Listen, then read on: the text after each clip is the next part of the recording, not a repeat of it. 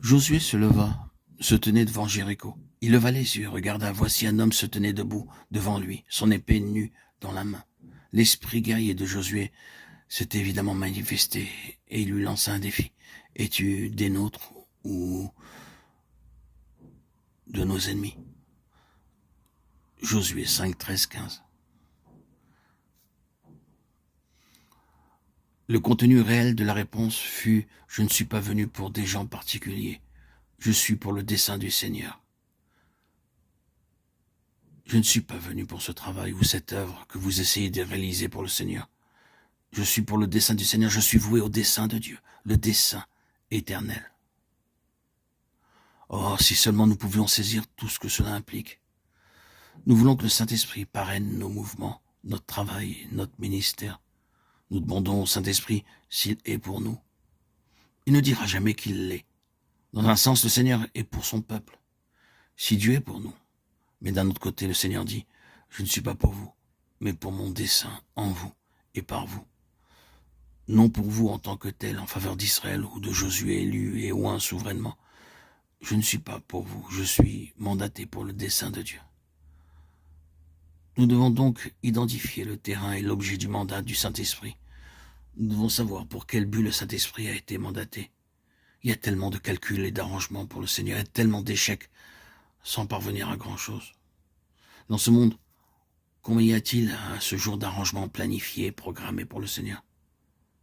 Cependant, cela ne semble pas aller bien loin.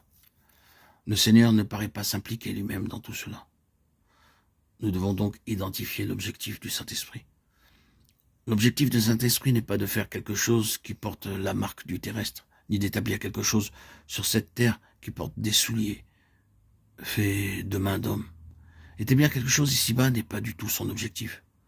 L'Esprit Saint est voué à quelque chose d'absolument céleste, et son objectif consiste à nous affranchir de ce monde, d'une manière intérieure et spirituelle.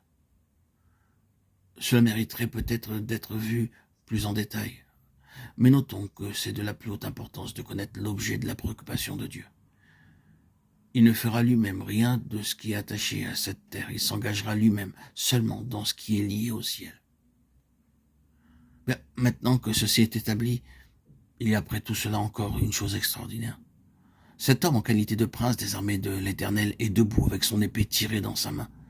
Oh, c'est une bataille, n'est-ce pas? C'est une guerre, n'est-ce pas? Aussitôt que le Saint-Esprit prend le dessus et qu'il y a une complète capitulation devant lui, la bataille est engagée.